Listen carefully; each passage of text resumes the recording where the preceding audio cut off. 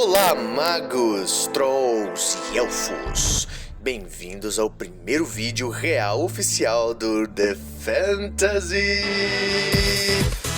Nerd.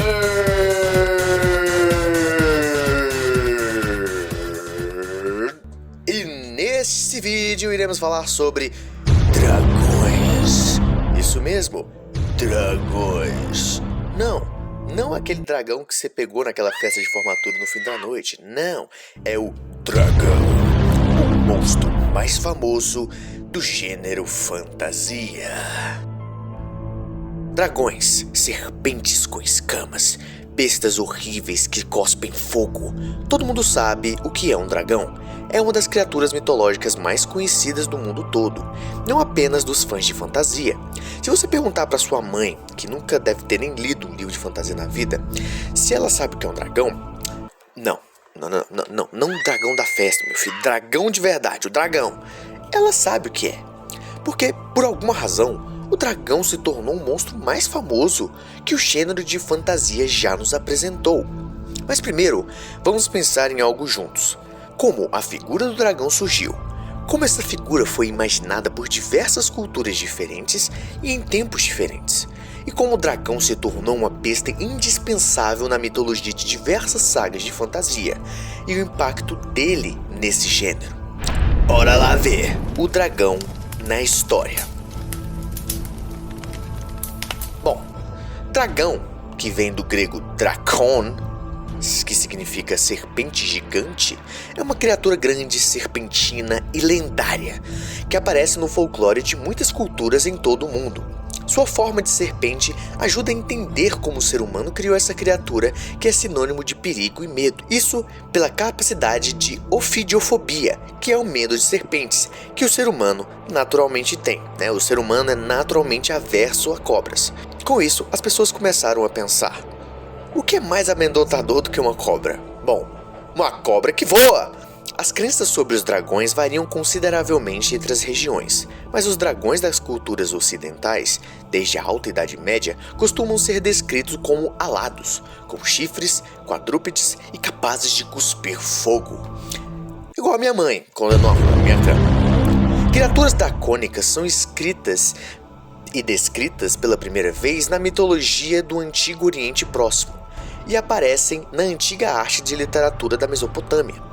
Histórias sobre deuses da tempestade matando serpentes gigantes ocorrem em quase todas as mitologias indo-europeias e do Oriente Próximo. Mas o grande boom, se assim podemos dizer, veio na Europa medieval.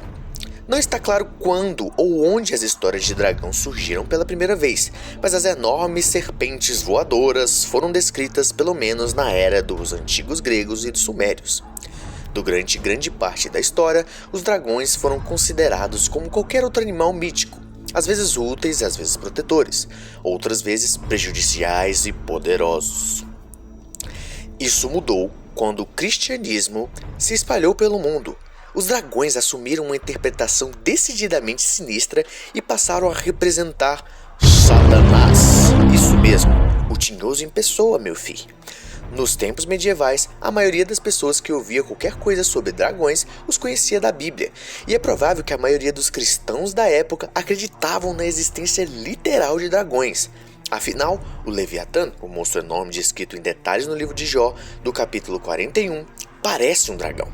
A crença em dragões eram baseadas não apenas em lendas, mas também em evidências concretas. Bom, ou pelo menos é o que as pessoas na época pensavam, né? Por milênios, ninguém sabia o que fazer com ossos gigantes que, ocasionalmente, eram desenterrados ao redor do globo. E dragões pareciam uma escolha lógica para as pessoas que não tinham conhecimentos de dinossauros. Mas claro, essa é uma visão histórica da coisa. Mas e o dragão na fantasia? Qual é o seu papel? O que os autores ou cineastas pensaram ou pensam ainda quando eles vão adicionar dragões às histórias deles? Bom, vamos ver. Dragões na literatura.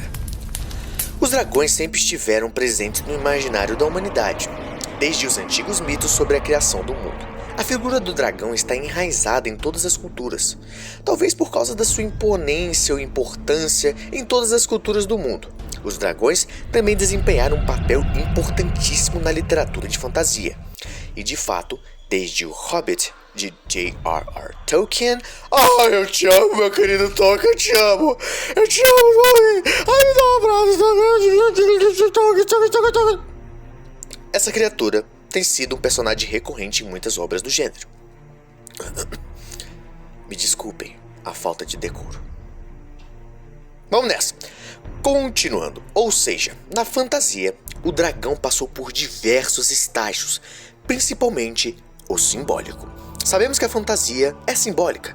Magia, monstros e personagens sempre tiveram um papel simbólico nas histórias de fantasia, sempre representando alguma ideia e ou símbolo. O dragão, nas obras fantásticas, tem sido usado para simbolizar a ganância.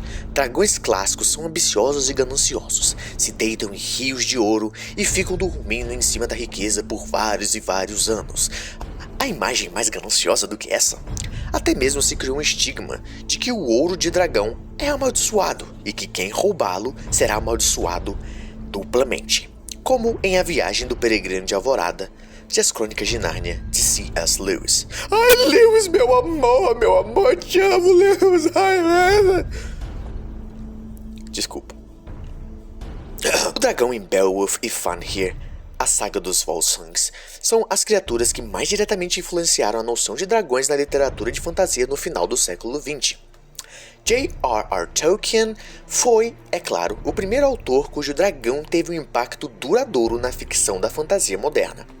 Ele se inspirou predominantemente nesses dois dragões ao retratar Smaug em O Hobbit. A razão de seu interesse por esses textos é bastante simples. Em seu ensaio de 1936, Beowulf, The Monsters and the Critics, ele explica que dragões reais, essenciais tanto para a máquina quanto para as ideias de um poema ou conto, são realmente raros. Na literatura do norte, existem apenas dois que são significativos. Se omitirmos em consideração o vasto e vago encirculador do mundo de Midgardson, o destino dos grandes deuses não importa para os heróis. Temos apenas o dragão de Volsungs, Fafnir e a ruína de Beowulf.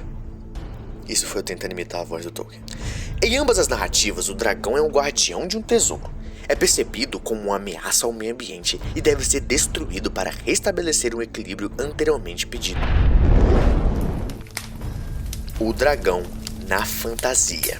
Agora concentremos nossa atenção no papel que os dragões desempenharam em alguma das principais obras da ficção fantástica. Desde o período imediato do pós-guerra até as representações mais recentes dessa fera no gênero. Veremos assim como evoluiu a concepção típica. Demônio passou no fundo.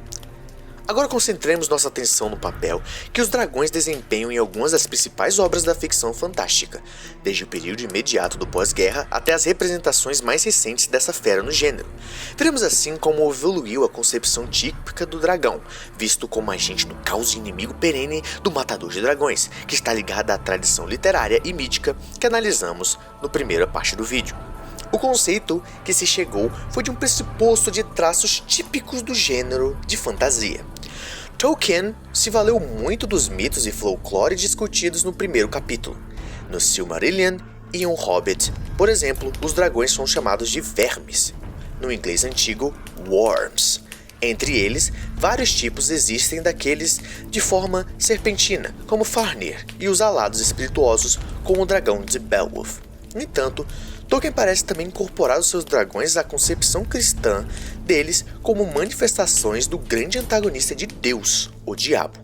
Morgoth aqui foi descrito como The Dark Enemy, ou seja, o inimigo obscuro. É uma figura do Diabo, cuja história, conforme narrada no Silmarillion, ecoa a disputa de Lúcifer com Deus e sua expulsão do paraíso. Não existem dragões bons nas obras de Tolkien, então, com uma notável exceção. Na alegre história The Farm Gills of Ham, de 1949, o dragão Cristofolia é retratado de uma forma cômica. De acordo com o tom da história, ele é descrito como vil e vil, de acordo com a concepção geral de dragões de Tolkien, mas no final ele é domesticado e vive harmoniosamente. Dizem que com os humanos, a ponto de até mesmo emprestar o seu nome a uma ilha de Oxfordshire, Tame, abreviação de Tame Worm. Farms Gilles de Haan. Enquanto isso, os infortúnios de... como é que é o nome desse dragão? Xizofixlus, com o fazendeiro Gilles, ofereceram uma alternativa divertida aos dragões da Terra-média. O dragão de Tolkien mais famoso é definitivamente Smaug, e o seu fascínio pelo Smaug resiste no fato de que, embora ele seja indubitavelmente mau, ele compartilha algo à disposição de Xizophilax, de interagir com os seres humanos que ele procura destruir. A primeira vez em que vemos Smaug em O Hobbit é no capítulo Informações Privilegiadas, onde Bilbo entra na Montanha Solitária e o encontra dormindo em sua cama de ouro. Nessa mesma passagem, é ainda mais no diálogo que se segue, encontramos pela primeira vez o dragão da tradição da fantasia moderna. O corpo serpentino, as asas de morcego, 4 pernas, o sopro de fogo e uma paixão por ouro e uma personalidade divertidamente astuta, muito parecida com os dragões da franquia Dungeons & Dragons. Com isso, a fase do dragão que representa a ganância e o maligno passou, depois de muito tempo, para uma era onde os dragões passaram a ser mais baseados na figura oriental dessas criaturas. Pois ao contrário do Ocidente, no Oriente, os dragões são vistos como figuras mais amigáveis, até como protetores do universo e figuras espirituais. Assim, obras como Dragon Ball, onde o dragão é uma força mística e protetora, a figura do dragão passou a essa aura mais orientalística, se podemos dizer assim, de ser mais amigável.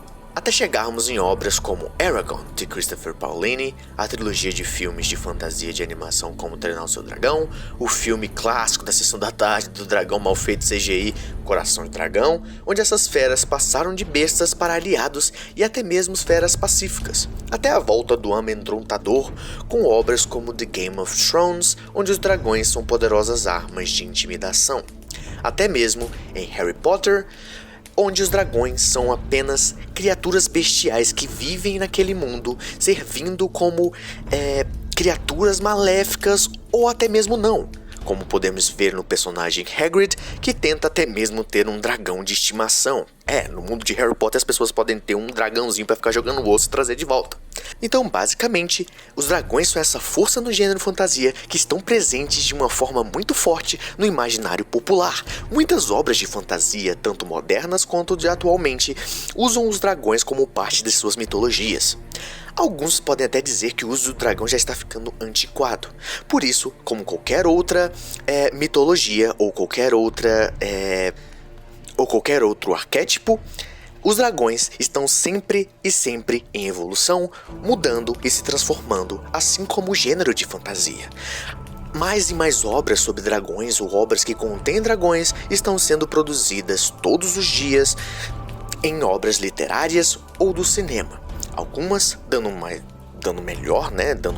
sendo melhores do que as outras, mas isso não tira o grande impacto que o dragão tem na cultura pop. Como eu digo, até mesmo pessoas que nunca leram um livro de fantasia na vida sabem o que são dragões e, melhor, se sentem maravilhados ao verem algum dragão em algum filme ou desenho. São esses animais, essas criaturas maravilhosas que estão presentes na fantasia e que não devem ir embora tão cedo. E aí, gostaram do nosso primeiro vídeo do The Fantasy Nerd? Esse foi um pouquinho da minha pesquisa particular sobre como os dragões são essa parte importantíssima do gênero de fantasia. Como eu disse, temos várias obras onde dragões são partes importantíssimas da história. E é claro que todos nós amamos uma história de dragão, não é mesmo?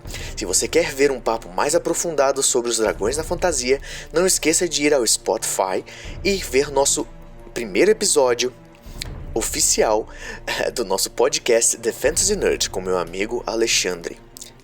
É isso aí, pessoal. Muito obrigado pela atenção de vocês e fiquem de olho para mais vídeos aqui no The Fantasy Nerd.